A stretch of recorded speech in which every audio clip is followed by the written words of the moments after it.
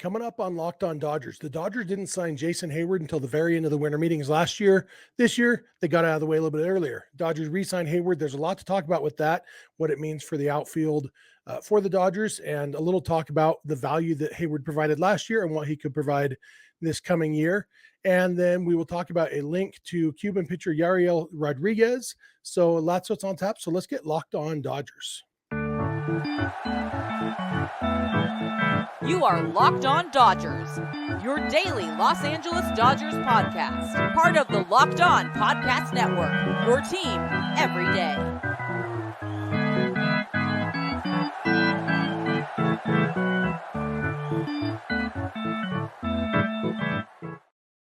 Hey, Dodger fans, this is Locked On Dodgers, part of the Locked On Podcast Network, your team every day. Thank you for making Locked On Dodgers your first listen every weekday morning. Remember, this show is free and available on all podcast platforms and on YouTube simply by searching for Locked On Dodgers. Or even better, go ahead and subscribe wherever you're watching or listening right now. Then you can be it every day or just like we are. If this is your first time with us, I am Jeff Snider. My co-host is Vince Samperio. Vince and I are doing a split episode today, so it'll be me for the first half, Vince for the second half. Vince and I are both lifelong Dodger fans, just like you are. We've also both spent time covering the Dodgers in the press box and the locker room. So we're not quite insiders, but we bring you the smart fans perspective on our boys in blue every weekday morning. And our boys in blue made a little bit of news on Monday. They re-signed outfielder Jason Heyward. And it's a move that isn't surprising. I wouldn't say we expected it, but we didn't unexpect it. We've always talked about, in fact, I talked about it on last week's Friday's episode, that re-signing Jason Heyward was a very real possibility, maybe even a likelihood, depending on who you talk to. Heyward had a great season for the Dodgers last year, but that's kind of what we want to get into a little bit is his great season. He had 1.9 WAR, and that's in only 377 plate appearances. So it was a solid season. You figure it's about half a season's worth, a little more than half a season's worth of plate appearances. So we're looking at about a 3.5 to 4 WAR season, something like that over the course of a full season, which is very good. A lot more than I don't know what the Dodgers expected. A lot more than any of us expected last year at the end of the winter meetings when we heard that the Dodgers had signed Heyward to a minor league contract. It wasn't until spring training that we started to realize, the Dodgers are really planning on having him on the roster. And, for him to put up a season like that was unexpectedly awesome. And plus the leadership he provided in the clubhouse, in the dugout, all of that added up to, I think everybody can agree, it was awesome that Jason Heyward was on the Dodgers in 2023.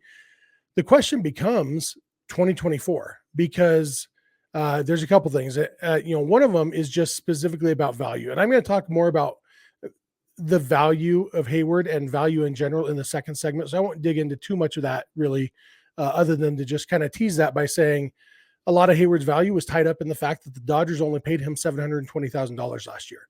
The Cubs paid the rest of his huge salary. And so value is inextricably tied to salary. So I'll get more into that in the second segment.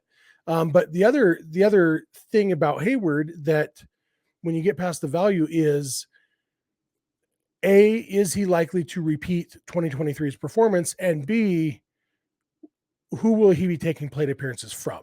And those are the questions that, our buddy Tim Rogers, who he knows a lot about Dodgers prospects, follows them a lot, talks with them a lot, writes about them. And I know he listens to this show. Tim had some concerns that Heyward is taking plate appearances from some of the young guys, whether that's Miguel Vargas or Michael Busch or Johnny DeLuca or whoever. And that's a very real concern. I do think that I guess I'd say I'm not as stressed about that as Tim is, partly because the fact is the Dodgers weren't going to go into 2024 with all three of those guys getting regular at bats anyway. Chances are one or two of those guys is going to be traded, and then the other one or two will have to fight for plate appearances. And so if it wasn't Heyward, it was going to be somebody else. None of those guys have proven themselves at the big league level enough for a team like the Dodgers. And we've talked a lot about that it's a challenge the Dodgers face of trying to be competitive every year while also promoting young players. You have to, like Corey Seager, when he came up, he finished third in the MVP voting his rookie year. Corey Seager was a legit superstar from day one. Cody Bellinger wasn't supposed to be up when he was. He came up because Jock Peterson got hurt, and then Cody caught fire, ended up winning the National League Rookie of the Year that year unanimously. He forced his way into the lineup, and there's still that opportunity for these three younger guys. And there's more than three. Dodgers have other prospects, and what they're going to have to do is when they get the opportunities, they're going to have to pounce on it. And if they don't, then it's going to be hard. And who knows, when you look at a guy like Luke Raley, who was terrible for the Dodgers, and then he had a pretty solid year for the Rays last year.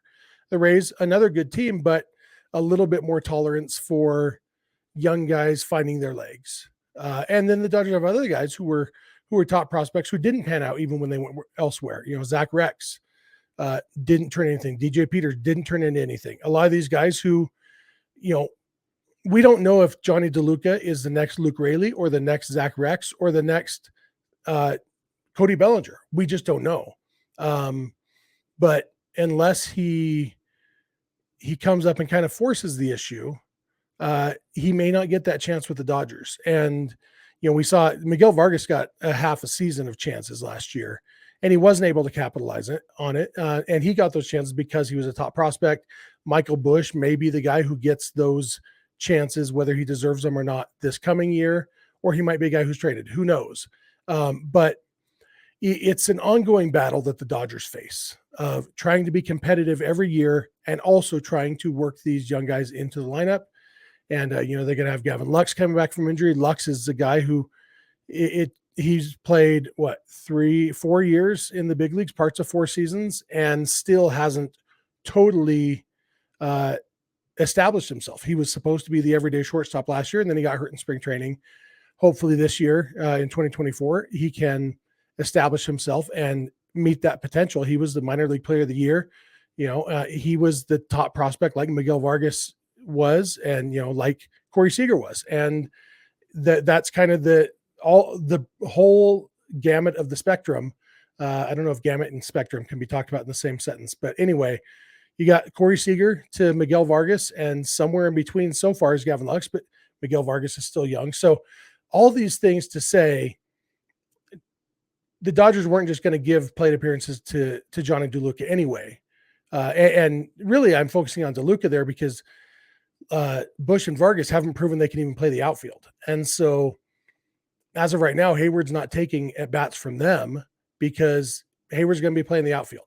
Heyward is going to play right field against right-handed starting pitching so that Mookie Betts can play second base, just like he did last year. And whether the Dodgers find a right-handed hitting complement to that platoon, maybe it's Johnny DeLuca and Mookie Betts is the everyday second baseman. Who knows? But that's the role that Heyward played last year. It's the role he's going to play again in 2024. And I don't see that really affects those young guys that much at all because the at-bats he's getting weren't likely to be going to them anyway, I guess is what I'm going to add. So I'm going to come back and I'm going to talk more about the value side of things because there is part of the reason we love Jason Heyward in 2023 was the production he gave compared to what the Dodgers were paying him. That equation has changed. We'll talk about that and value in general. So thank you for making Locked On Dodgers your first listen every weekday morning. And please keep it Locked On Dodgers.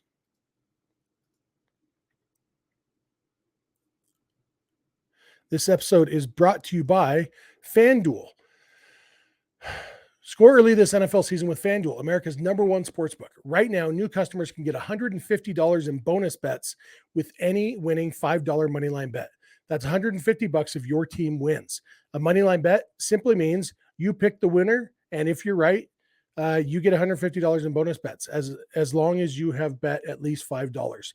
So we're not talking spreads or player props or anything. We're just talking straight up. Here's who I think is going to win. Bet $5 on it. Boom, $150 if your team wins. So if you've been thinking about joining FanDuel, there's no better time to get in on the action. The app is so easy to use. There's a wide range of betting options, including spreads, player props, over-unders, and more. So visit FanDuel.com/lockedon and kick off the NFL season. FanDuel, official partner of the NFL. Hey, we're back. I want to thank you for making Locked On Dodgers your first listen every weekday morning. Especially want to thank our everydayers, those of you who are with us every weekday morning. If you're not an everydayer, it's easy to become one. Just watch or listen every weekday morning. Also want to remind you, Locked On has launched the first ever national sports 24/7 streaming channel on YouTube. It's called Locked On Sports Today. It's here for you 24/7, covering the top sports stories of the day with local experts of Locked On, plus our national shows covering every league. And if you're more interested in specifically Los Angeles sports, there's also a 24/7 streaming channel called Locked On Sports Los Angeles on YouTube. Search for that, and then you get that same coverage, the 24/7 coverage, but specifically focused on Los Angeles. So you get this podcast, all of the other LA sports teams, plus the national shows. So go to Locked On Sports Today or Locked On Sports Los Angeles on YouTube and subscribe to these 24/7 streaming channels. And let's talk about value. Like I said, the Dodgers paid Jason Heyward $720,000 last year. He produced 1.9 WAR. On the open market, one WAR is worth roughly $8 to $10 million. And so Jason Heyward is worth somewhere between 17 and 19-ish million dollars last year. Probably, based on how much WAR is worth. And the Dodgers paid him $720,000. So then we hear that they re-signed him for $9 million, and boom, $9 million is still a lot less than 17 to 19 million that he was worth last year. So if he were to reproduce last year's performance, it would still be a bargain. But the degree of bargain is pretty vast. Last year, paying him the league minimum, if you go by multiples, basically Heyward outperformed his salary by 30 times, 25 times. He was worth 25 times what he was being paid. Now it's more likely to be twice as much. That's a big difference.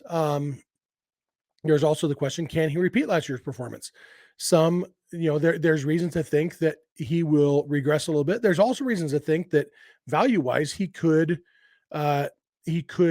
increase his WAR, basically.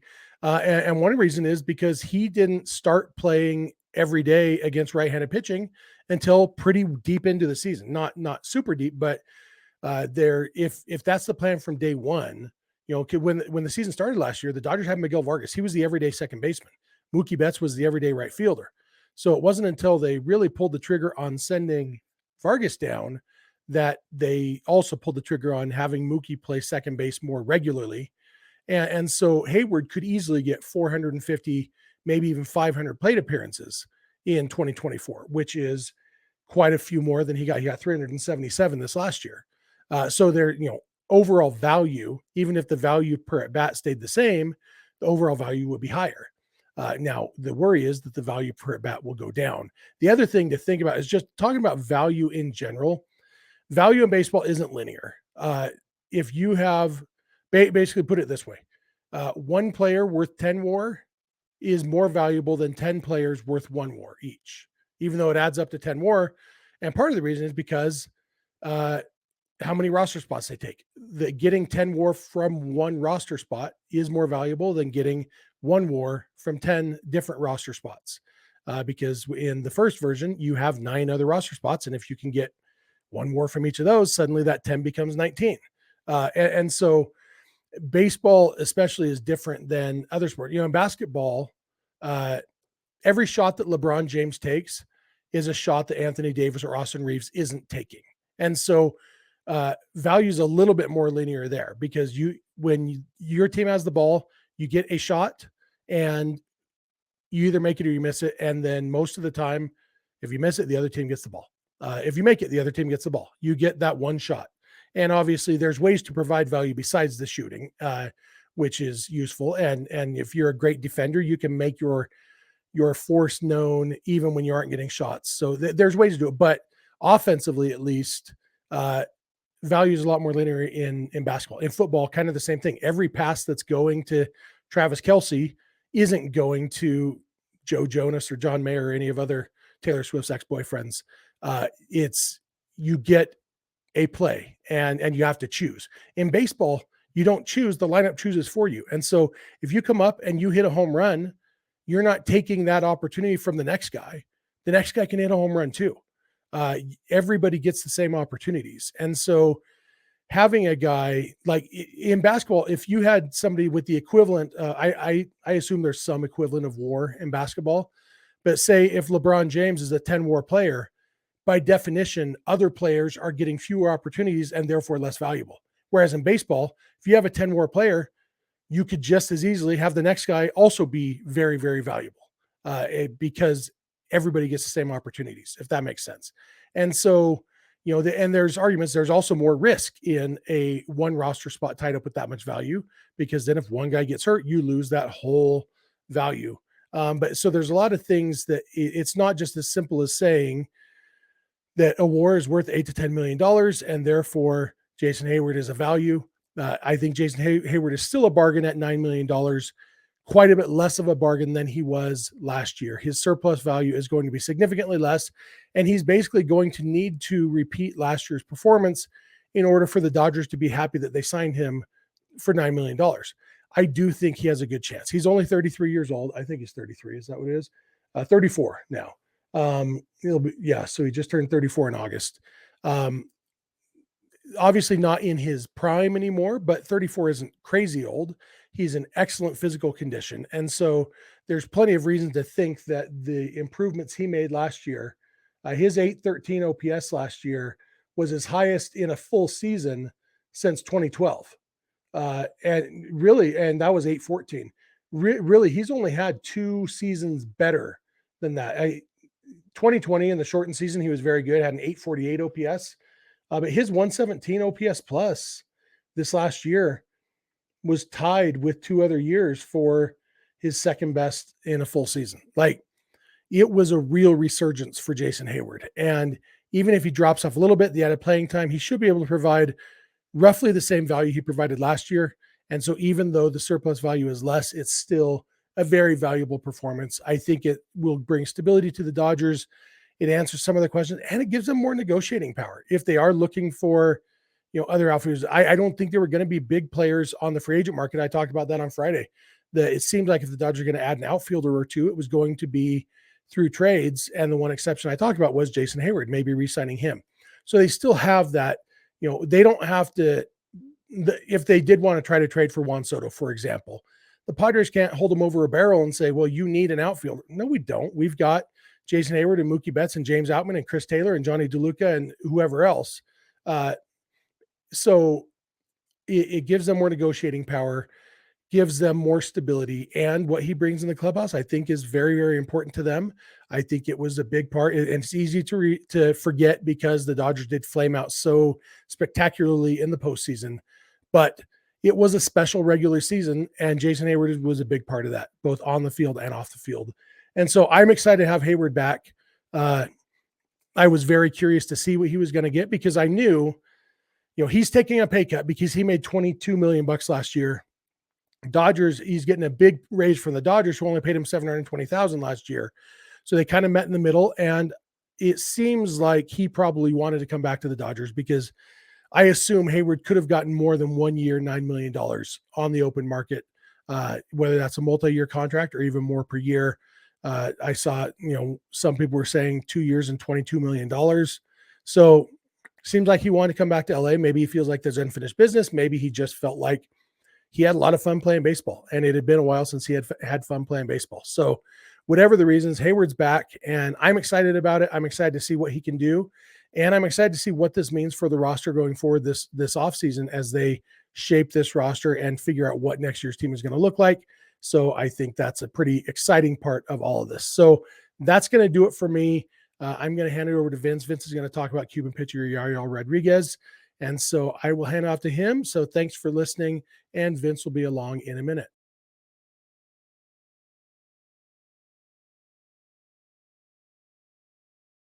Yo, Dodger fans. Vince here to close out the episode. And I'm here to talk about Yariel Rodriguez. He is a Cuban-born pitcher that is available as a free agent. And he didn't pitch last year other than in the World Baseball Classic. He had pitched in Japan for a few seasons before that.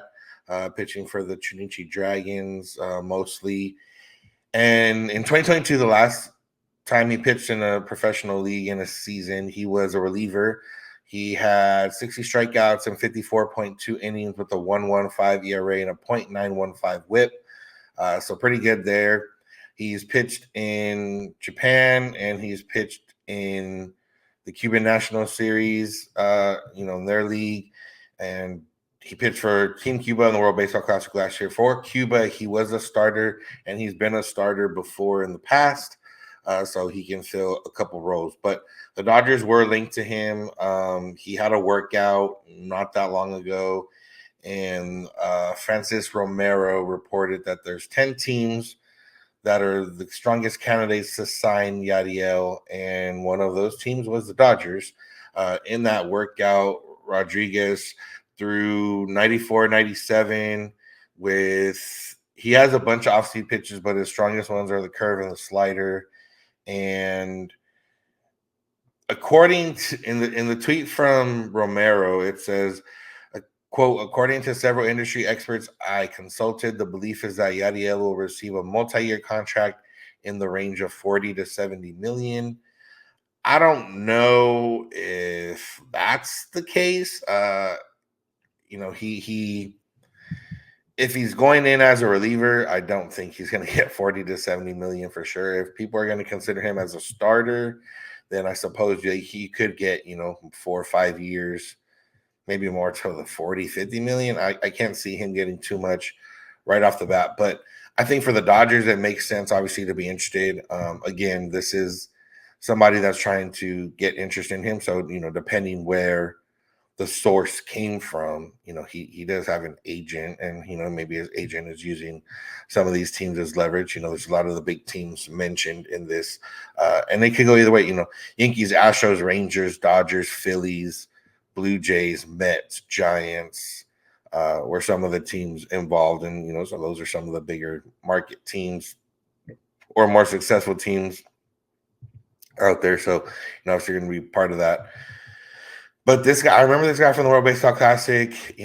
He looks the part. He has the stuff. Again, it's more of a matter of how you're going to use him, and kind of similar to the conversation I had yesterday, around Josh Hader. And if it's a reliever, the Dodgers, if it's as a reliever, like straight up, I don't think the Dodgers, definitely don't necessarily have a need for it. It's something that's a possibility for sure, and it could help out. But if it's, trying to stretch him out as a starter or use him, maybe as one of those, a multi-inning reliever, in that type of role, I do think that brings a little bit more value, obviously, and, make more sense for the Dodgers.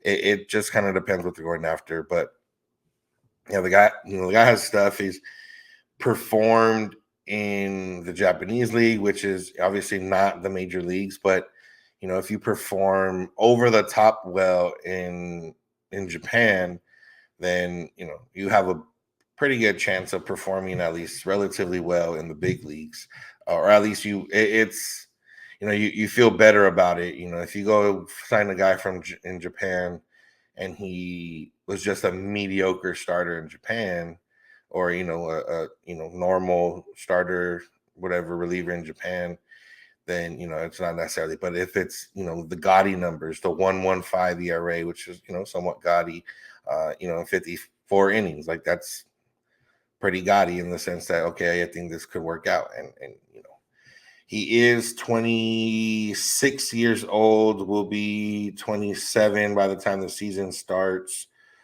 He's 6'1". So, has decent size, young enough. Definitely someone the Dodgers should be interested in. Definitely someone the Dodgers obviously are interested in. And again, I just think it's going to come down to what that contract is. I don't think the Dodgers really get in on him if it's if it gets to $10 million a year. I don't think the Dodgers will be in on him, just for the simple fact of, unless they consider him a starter and you're like, and they plan on stretching him out as a starter, and then you get to the $10 million range. But if it's going to be $10 million for a reliever that you're not entirely sure about, or knows that it'll work out, I don't think Dodgers aren't desperate for relief pitching in that sense, where they wouldn't be in that market. But I definitely think they, specifically with like Cuban players, and this one's a little bit different because he's more an established player in the sense of he's a little bit older, has competed in other professional leagues, was part of the World Baseball Classic. But the Dodgers haven't had the greatest success with like Cuban-born players recently, and at least when it comes to bigger contracts. But it's been a while, like the Hector Oliveira, Alex Gonzalez, Yadier Alvarez. Those are all more than a few years removed now, and those types of players would have been, or some of them would have been subject to the international signing. But this is different because Yadiel's a little bit older, so he doesn't fall into that category.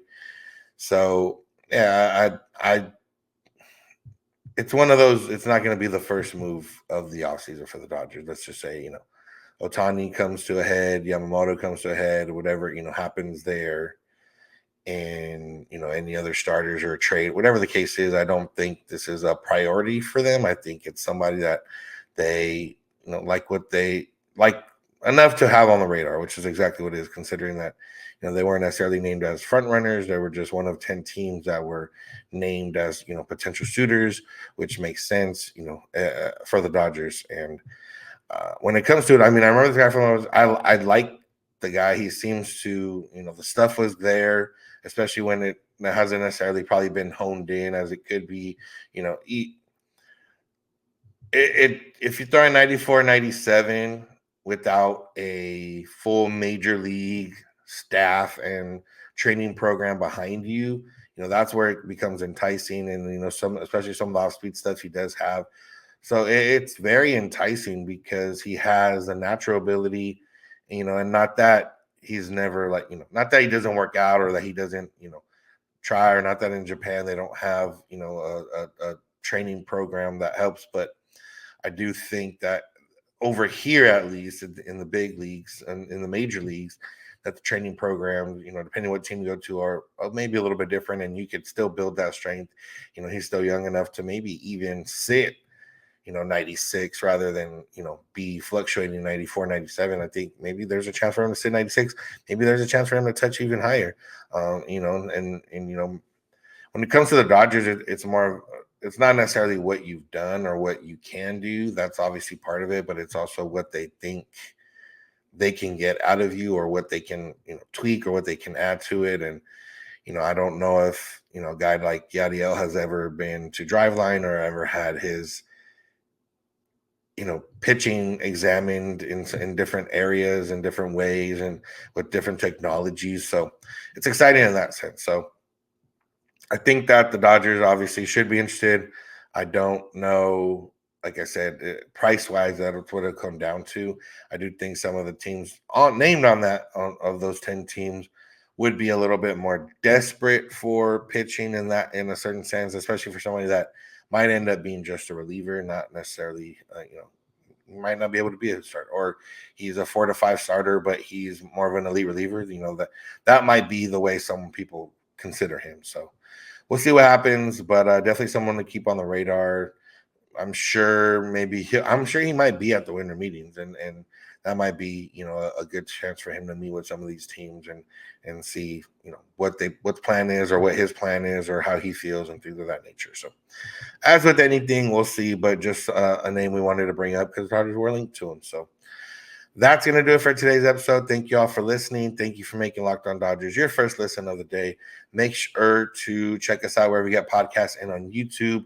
And if you're on YouTube, make sure to check out the Locked On Network's new 24/7 streaming channel, Locked On Sports Today. Locked On Sports Today is your 24/7 covering the top sports stories around the league, around the leagues, with local experts of Locked On, plus the national shows that cover everything else. Go to Locked On Sports Today on YouTube and subscribe to the first ever national sports 24/7 streaming channel. Remember, you can find us where you find podcasts on YouTube. Search Locked On Dodgers. You can become an everydayer by listening or watching every day. We'd appreciate it if you did. We'd appreciate it if you got other people on board to be everydayers, friends, family, coworkers, anybody that's a Dodger fan in your life. Let them know about us. and we'd appreciate that. We can be found on social media, Twitter and Instagram at Locked On Dodgers. Jeff is on Twitter at Snydog. I'm at VinceSense91. You can DM either of us for any questions, comments, or concerns. You can also send those via email, lockedondodgers@gmail.com, or via voicemail text at 323-863-5625. We're here every weekday morning, and we hope you'll be here with us. When you get in your car, if you're at home, take Smart Advice Play podcast, Locked On Dodgers. And remember, you don't have to agree. You just have to listen. Have a good one.